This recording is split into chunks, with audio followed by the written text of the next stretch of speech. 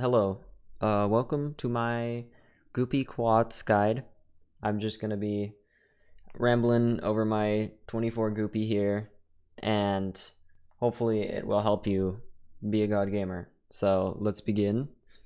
So I'm gonna go over just kind of the first phase stuff as well, really briefly, if you don't know kind of the advanced goopy stuff.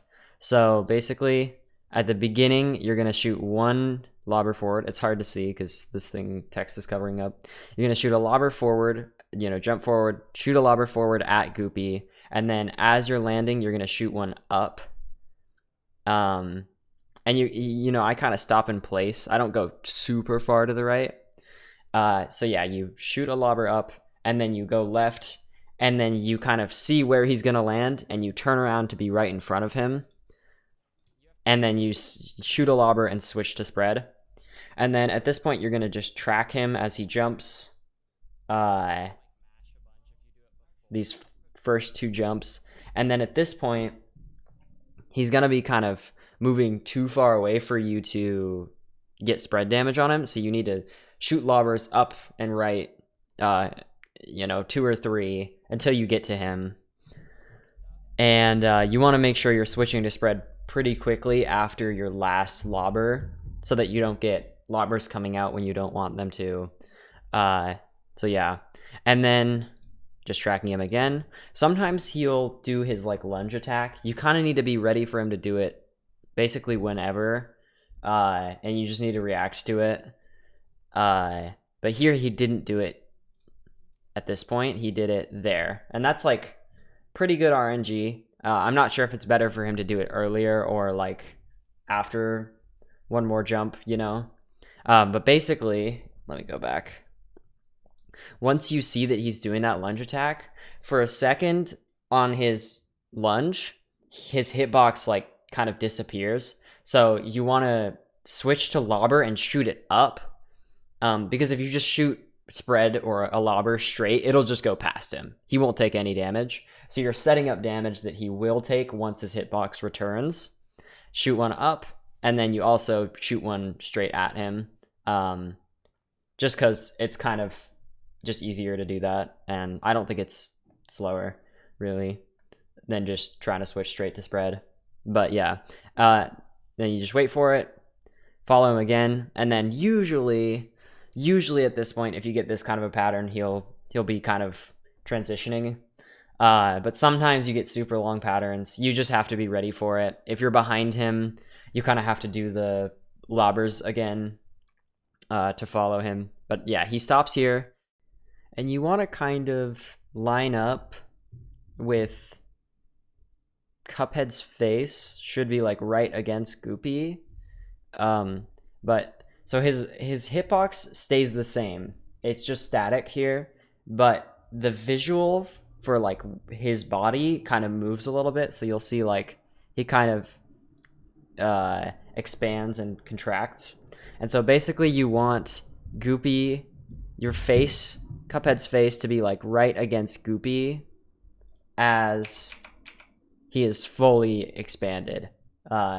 It's kind of a whack lobber or triple setup, but it's pretty vague. You just try and set it up and hope it works. But it's not the most consistent. There is kind of one for the other side, like if you're on the side where he's looking, and you kind of just want to be slightly further away. Like Cuphead's face should be a little further away from his face, but I don't even know that side very well. I'm much more comfortable when Cuphead's behind Goopy.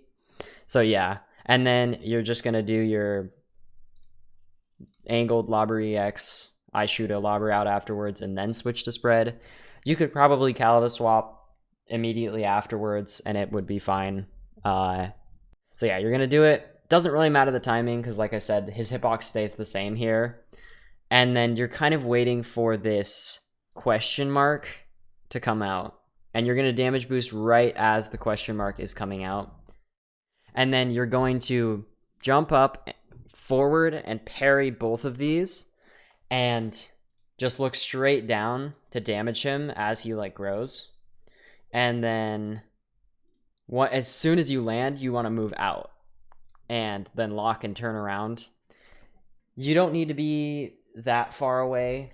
Just make sure you're not super close. Like, don't worry about trying to be fast here, because whenever I try and like go fast, I rush it, I mess it up almost every time.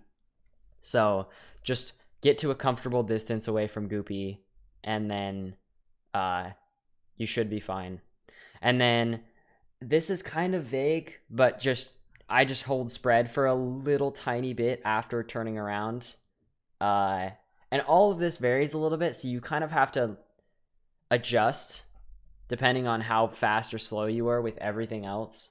But it just kind of becomes a feel thing, and you don't have to think about it as much.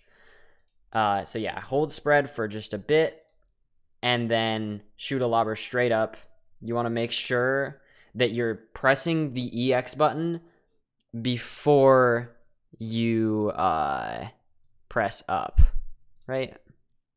Yeah, you want to press EX and then up, like immediately after. Because if you do up and then EX, you'll kind of miss a bit of spread damage sometimes. And you also want to make sure that you're swapping after